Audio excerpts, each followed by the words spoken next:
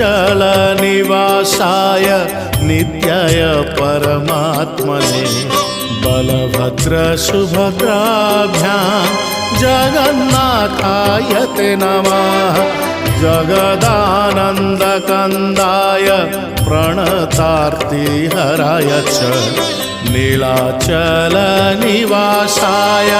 जगन्नाथाय ते नमः। जय श्री जगन्नाथ जय श्री बलभद्र जय सुभद्रा माता जय श्री सुदर्शन।